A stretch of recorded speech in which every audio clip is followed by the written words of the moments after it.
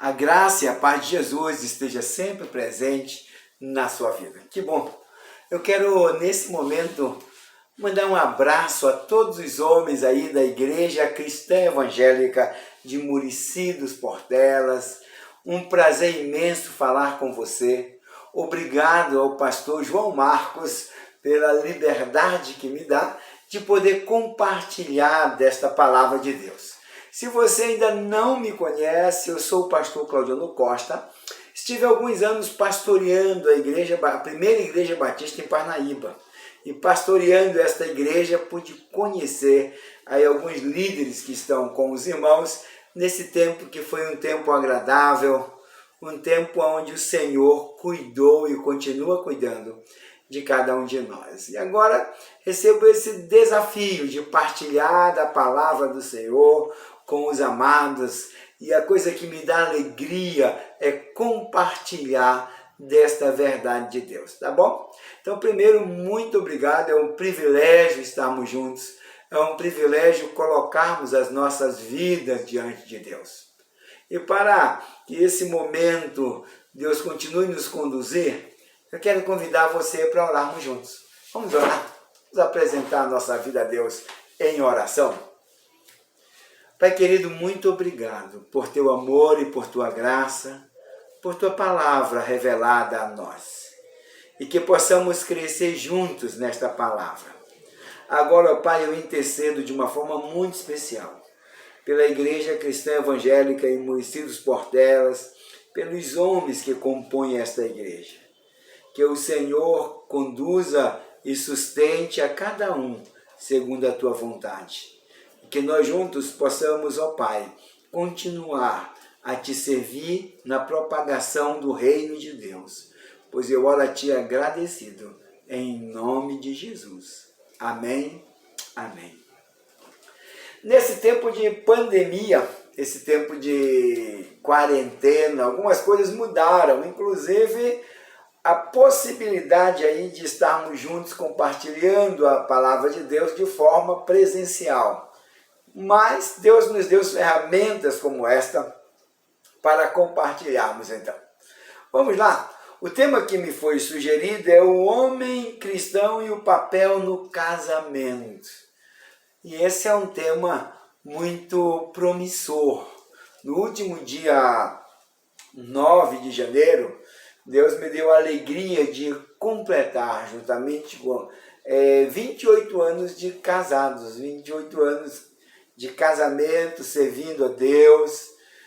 Hoje, casado, tenho 2 filhos, o Álvaro e a Rebeca, filhos que estão servindo a Deus, envolvidos nas suas igrejas.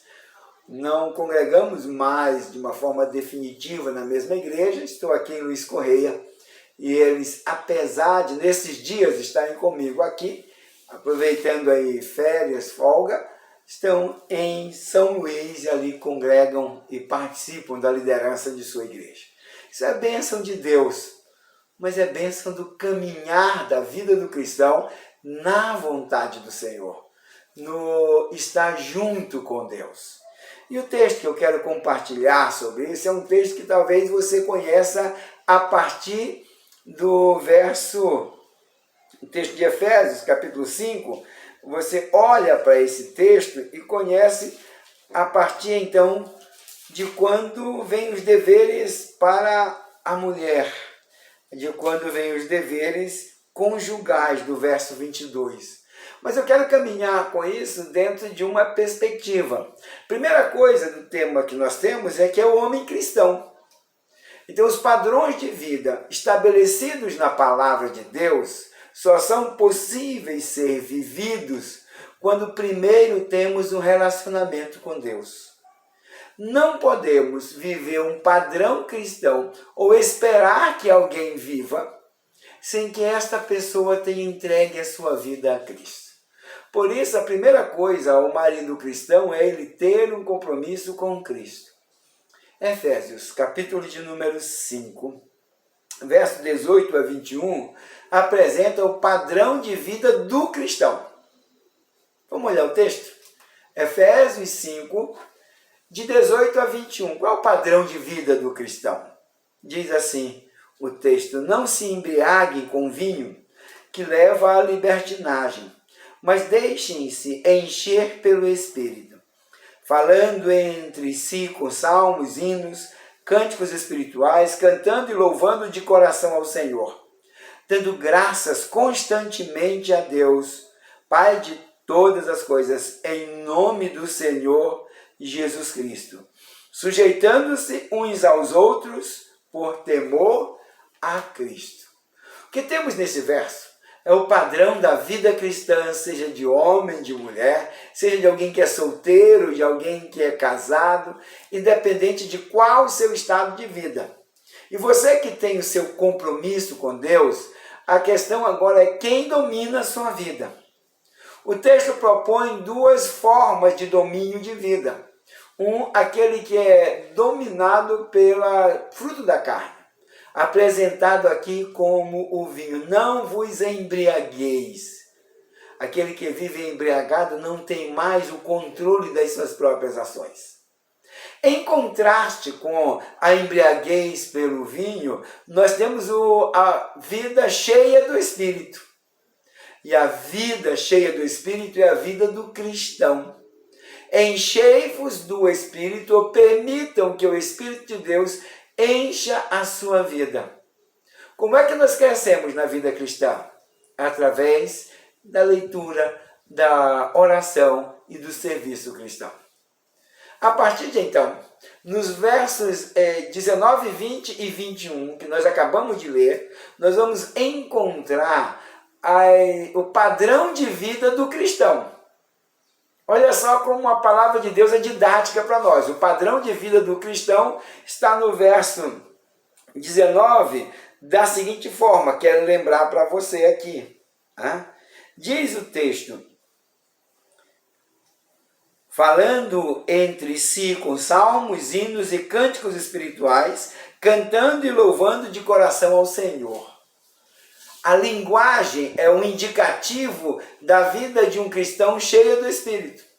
O que nós temos aqui nesse texto é a necessidade de servirmos a Deus, de vivermos com Deus. E quando a minha vida está agora no padrão de uma vida cristã, este padrão de vida cristã tem uma mudança na linguagem. O que eu falo passa a ser a fala de alguém transformado por Deus. Uma fala influenciada pela palavra de Deus. Porque muitos de nós começamos a destruir o casamento, a destruir o nosso relacionamento através da nossa linguagem, da nossa fala. Então, não é à toa que a Bíblia nos apresenta aqui que a primeira identificação de uma vida cheia do Espírito está na linguagem, uma linguagem de louvor e de exaltação a Deus. Uma linguagem que aponta para Deus. A segunda coisa que vemos nesta vida do cristão, e aí nós estamos estabelecendo que este padrão do cristão vai ser depois tomado uma especificidade, ou seja, se tornado específico, enquanto esse cristão é marido, é homem casado, mas antes disso ele precisa ter esse padrão cristão. A segunda coisa é uma atitude de gratidão. Olha o que diz o verso 20, dando graças constantemente a Deus, Pai, por todas as coisas em nome de Jesus. A gratidão é a nossa resposta à graça. Por sua graça, Deus se manifesta a cada um de nós.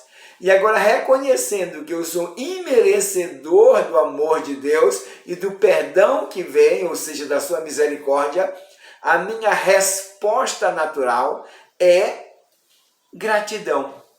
Uma vida cheia do Espírito, um homem cristão é um homem que sabe agradecer. Agradecer a Deus e agradecer as pessoas que estão ao seu lado, porque precisamos perceber que as pessoas que estão próximas a nós são instrumentos de Deus na nossa vida. E aí eu tenho que agradecer.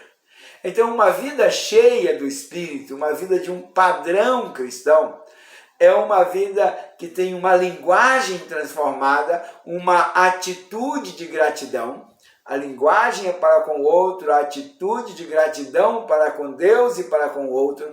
Mas agora nós chegamos no verso 21. E diz assim: sujeitem-se uns aos outros por temor a Cristo. A outra marca é a marca da submissão, da sujeição. Quando Deus está na minha vida, eu não preciso estabelecer que agora todos têm que se sujeitar a mim. É o contrário.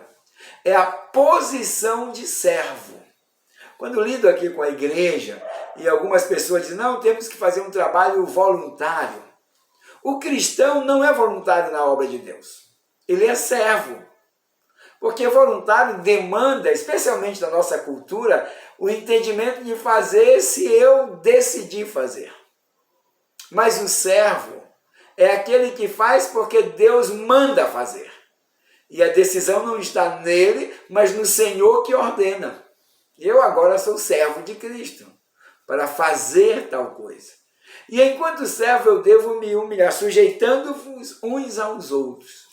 As relações não são uma relação de domínio, mas uma relação de submissão às pessoas por amor a Cristo.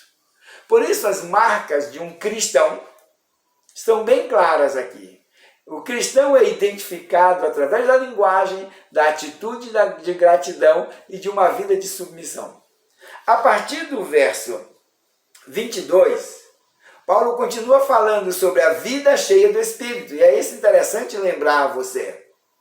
O padrão de Deus para o marido cristão é o padrão de Deus para uma vida cheia do Espírito. Não adianta nos reunirmos, debatermos sobre como deve viver o cristão, se ainda não acertamos o nosso relacionamento com Deus. Se continuamos achando que a nossa vida vai ser traçada por nós mesmos. O texto, a partir do verso 22 e adentrando ao capítulo 6 até o verso 9, vai falar agora como estas relações devem ser na prática. Primeiro, do verso 22 até o verso 27, ou seja, 5 versos apenas, ele fala em como a mulher cristã deve viver a sua vida com Deus. Lembrando que esta é uma mulher cheia do Espírito.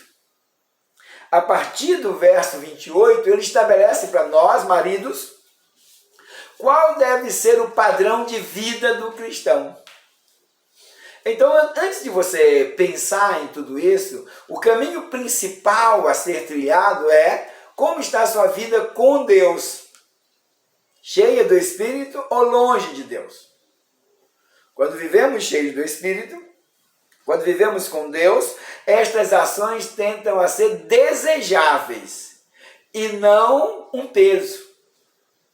Porque Jesus disse que o seu fardo é leve, o seu jugo é suave.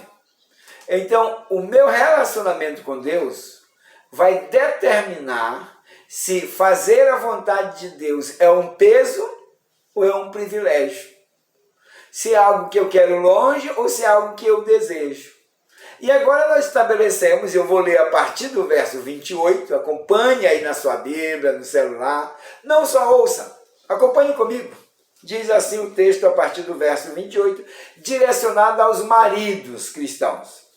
Da mesma forma, o marido deve amar cada um a sua mulher como o seu próprio corpo. Quem ama a sua mulher, ama a si mesmo. Além do mais, ninguém jamais odiou o seu próprio corpo. Antes o alimenta e dele cuida, como também Cristo faz com a igreja. Pois somos membros do seu corpo. Por esta razão, o homem deixará pai e mãe, se unirá à sua mulher, e os dois se tornarão uma só carne. Este é um mistério profundo. Refiro-me, porém, a Cristo e a igreja. Portanto, cada um de vocês também ame a sua mulher como a si mesmo, e a mulher trate o marido com todo o respeito. Olha só o padrão bíblico. O padrão bíblico aponta para dois lugares na vida com Deus. Aponta para o casamento de Adão e Eva, o qual Deus realiza antes do pecado, e propõe quais são as atitudes do casamento deixará seu pai e sua mãe, se unirá à sua mulher e estarão todos uma só carne. A partir de então, nós compreendemos claramente que o casamento é uma unidade espiritual. O casamento não é um termo de papel que se assina, apesar de que é necessário assumir publicamente e legalmente o seu compromisso de casamento. Não confunda união estável com casamento. Aquele que tem união estável é para efeito de herança legal, mas não é casado.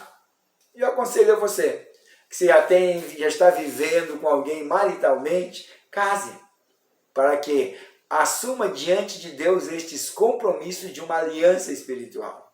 O casamento é uma realização por Deus que inclui 3 verbos claros: deixar, unir e tornar-se. É a partir do tornar-se uma só carne que nós temos o princípio bíblico de que precisamos agir de acordo com a palavra de Deus. Cada um deve amar a sua mulher como ao seu próprio corpo. Por quê? Porque se uniu. Mas o papel do marido cristão envolve o deixar. Deixar ao menos 3 coisas. Deixar financeiro, deixar emocional, deixar físico. Vamos lá. Nenhuma mulher quer casar com um homem que não seja o líder da sua família. Por isso o verso de número 23 já disse: o marido é o cabeça da mulher, como Cristo é o cabeça da igreja, que é o seu corpo, e da qual ele é o Salvador. O papel do marido é líder, mas para ser líder precisa ser servo. Ninguém pode liderar sem saber ser liderado. Servo de quem? Servo de Cristo. E o referencial da nossa vida é Jesus. Quando Jesus é o referencial da nossa vida, ele amou a igreja e amou até o fim, e a si mesmo se entregou por ela. O marido também deve ter a mesma atitude para com a esposa. A posição de liderança não é uma posição de imposição. Qual o nosso maior instrumento de liderança? O exemplo. Seja do pastor, seja da empresa onde você trabalha, também no seu casamento, na sua família, nós precisamos ser exemplos. E aí tem os 3 deixares que eu quero dizer para você hoje.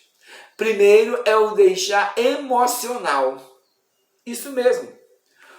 Quem é a pessoa mais importante do relacionamento do marido é a esposa.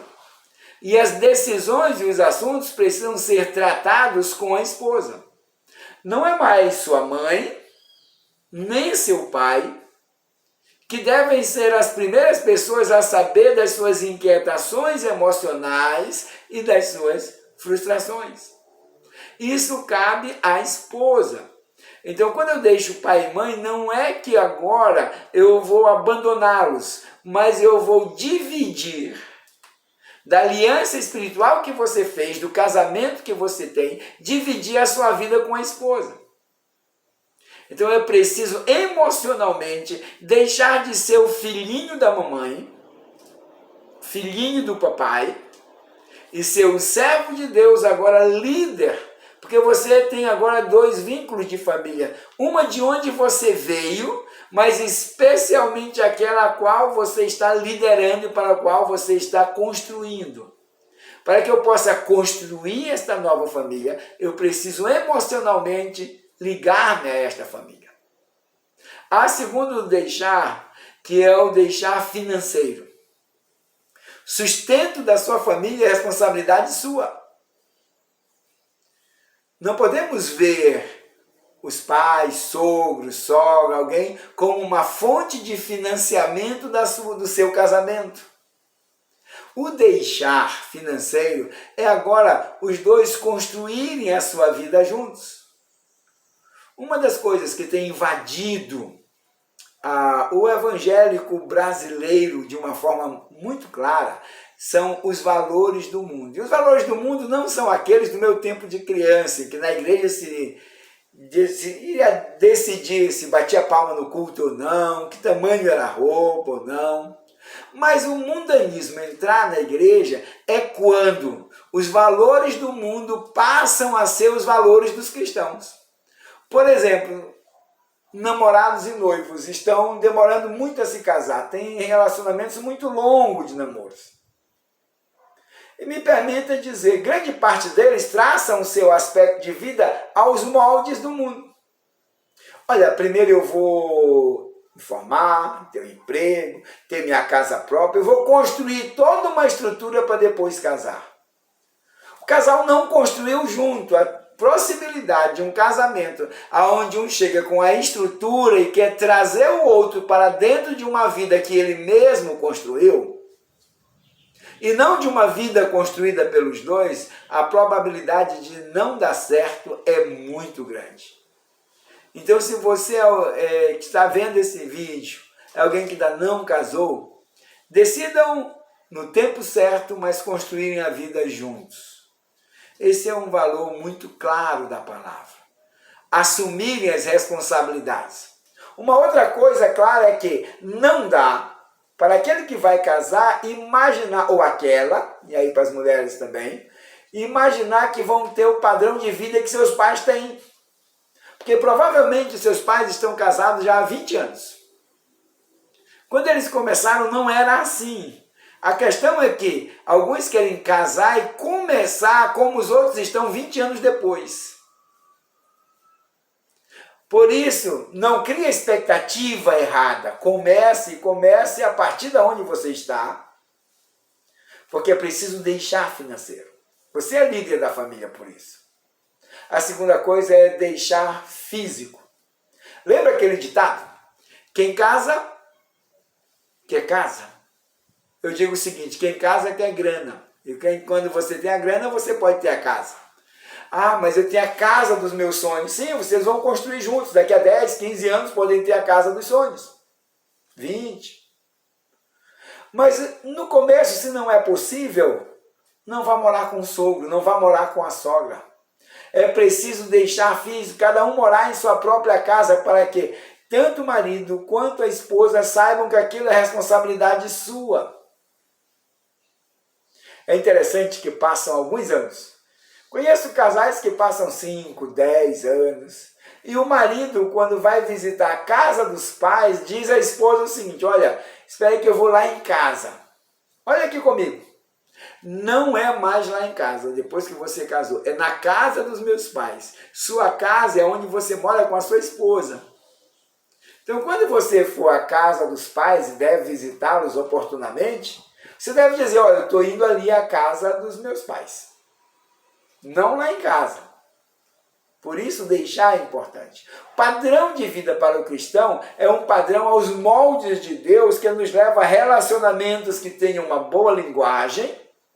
Esses relacionamentos que tenham boa linguagem precisam também ter claramente um ato de gratidão, mas um ato de submissão. Submissão, ou seja, estar caminhando juntos lado a lado. Qual é o padrão cristão sobre isso? Este padrão, então, é tornar-se uma só pessoa. A segunda coisa que quero colocar nesse modelo de relacionamento cristão é que o relacionamento entre marido e mulher é biblicamente uma forma de espelhar o relacionamento de Cristo e a igreja. Isso mesmo. A visão que você tem do seu casamento é muito provavelmente aquela que mais influencia a sua visão sobre a igreja. Alguns acham que a igreja é um lugar onde eu vou e volto para casa e não me envolvo mais. Talvez você ache que em sua casa é um lugar de dormir e não de construir os valores e relacionamentos. Então, pense nisso agora um pouco. A visão que vocês têm do seu relacionamento, marido e mulher, influencia diretamente a visão que você tem do seu relacionamento com a igreja, e a visão que você tem do seu relacionamento com a igreja influencia o relacionamento com a igreja. E esse é um mistério que nós encontramos aqui. Para resolver esse mistério, a palavra de Deus aponta a realidade, a necessidade de amar. E amar é uma decisão. E eu quero ter a ousadia de dizer para você uma coisa: você não está casado com a pessoa errada. Muitos maridos estão deixando de investir no seu casamento, na sua vida, porque pensam que casaram com a pessoa errada. Aquele ideia de um livro de título antigo, O Mito da Grama Mais Verde. Eu era adolescente, eu era inexperiente. Deixa eu lhe dar o exemplo de Jacó. Quando eu olho para Jacó, eu fico imaginando algumas lições para nós, ok? A primeira é que a gente sabe da história de Jacó, que ele queria casar com Raquel, mas Labão levou a casar com Lia. E ele achou que tinha casado com a pessoa errada e todo o tempo da sua vida ele trabalhou então para casar com Lia. Mas eu queria que você olhasse umas coisinhas da vida de Jacó. Primeira delas, quando Jesus vai nascer da descendência de Jacó, ele é da descendência da tribo de Judá. Sabia que Judá é filho de Lia e não de Raquel? Quando Jacó é enterrado, ele é enterrado ao lado de quem? De Lia e não de Raquel. Então a gente vai ver direção aí. Agora tem uma outra coisa. Alguém resolve roubar os ídolos e levar na hora da fuga de Jacó. E ainda mente para esconder e manter esses ídolos pagãos junto com eles. Quem é? Raquel e não Lia.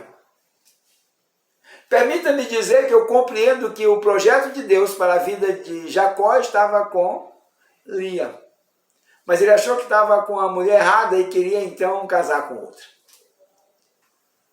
Coloque sua vida diante de Deus, agradeça a companheira que Deus tem lhe dado. Você está casado com a pessoa certa. Não fique olhando para o outro lado, se eu me divorciar, casar com outra, a vida vai ser melhor. Não vai. Não vai. O padrão de Deus para o casamento, para o marido, ele precisa amar a sua esposa, e amar é uma decisão de viver junto, de viver a realidade do Evangelho de Cristo sempre juntos. Por isso deixará, por isso vai se unir e vai se tornar. E agora, enquanto padrão cristão, eu preciso me relacionar com esta esposa, sabendo que ela é presente de Deus, a colocando no seu devido lugar, até porque, se nós não fizermos assim, as nossas orações serão impedidas. Vamos olhar outro texto bíblico agora? Eu estou caminhando com você, lembrando que o padrão cristão é o padrão de uma vida cheia do Espírito. Quando eu vivo esse padrão cristão, ele vai refletir nos meus relacionamentos, e na posição de marido, esse relacionamento me põe como cabeça da família, como responsável por minha família, como líder espiritual da família, e essa vai ser a última palavra. E por que ele me põe agora como líder? Como é que eu devo viver? Eu devo viver, segundo a palavra de Deus, cortar vínculos antigos, estabelecer novos vínculos, agora unidos à esposa. E o caminho para seguir nessa unidade com a esposa é o caminho de amar. E esse amor tem como referência o amor de Cristo para com a igreja, não o amor do seu pai para com a sua mãe, apesar de ser muitas vezes, no meu caso, é exemplo positivo. Mas é o amor de Cristo à igreja, é a unidade entre Cristo e a igreja. Porque Deus está conduzindo sua vida nessa direção. E agora, enquanto líder, eu preciso saber como tratar da esposa. Sabe por quê? Eu não vou me deter nesta palavra a falar sobre como tratar os filhos. Porque a maior segurança que um pai dá ao filho é amar a mãe deles. Tratar bem, cuidar dela e ter segurança. Filho não vai ficar construindo uma vida, meu pai, esse casamento vai demorar, vai terminar, para onde eu vou? ele não vai ter que pensar em decisões depois sobre pais ou mães, ele vai entender que os dois são uma só carne. E agora eu quero ler com você o texto de 1 Pedro 3,7. Abra sua Bíblia aí. Pode procurar, eu espero um pouquinho. Que nós estamos olhando dessa responsabilidade do marido cristão. Agora ele vai entrar sobre a área do sacerdócio do pai, do marido, que é o responsável por liderar espiritualmente a sua família. Os deveres conjugais de 1 Pedro capítulo 3 são muito próximos aos que a gente encontra no texto de Efésios 5. O verso 7 se dirige ao marido. E aí olha aqui comigo. Do mesmo modo, vocês, maridos, sejam sábios no convívio com suas mulheres e tratem-nas com honra, como parte mais frágil e coerdeiras ao dom da graça da vida, de forma que, prestem atenção agora, não sejam interrompidas as suas orações. E eu vou começar de trás para frente. O não cumprimento ou o não viver de acordo com os padrões bíblicos no seu relacionamento conjugal vai fazer com que as suas orações não sejam ouvidas e sejam interrompidas. Então não adianta querer ter uma vida dizendo assim, eu sou um bom crente, eu faço a coisa que Deus manda, e não tratar bem da esposa, porque a sua oração em nada vai ser a mesma coisa. Já tinha pensado nisso? Pois é. Então, como eu devo fazer no texto bíblico? Ser sábio no convívio e sabedoria é entender cada momento que a pessoa está vivendo. Muitas vezes, provavelmente, a esposa não tem a mesma história de vida que você tem. É preciso compreender esta realidade e não querer copiar o casamento do seu pai ou ser totalmente contra, porque ele acaba sendo a nossa referência. Eu quero ser um pai igual meu pai foi, ou eu quero ser um pai nunca igual ao meu pai foi. Então, o padrão agora não é o padrão de casamento que eu venho, porque eu tenho uma história, a esposa tem outra história, nós temos vidas diferentes, mas é a palavra de Deus que é a nossa única regra de fé e prática também para o casamento. E aqui diz, sejam sábios, tenham a sabedoria de compreender essa realidade. Segunda coisa, aí vem lá do texto de Efésios 5, cheios do Espírito devemos tratar com honra, que é na linguagem, que é na gratidão, que é sujeitando-se uns aos outros. Tratar com honra é respeitar a personalidade, respeitar quem é a outra pessoa. E além disso, como vaso mais frágil. O mundo todo está querendo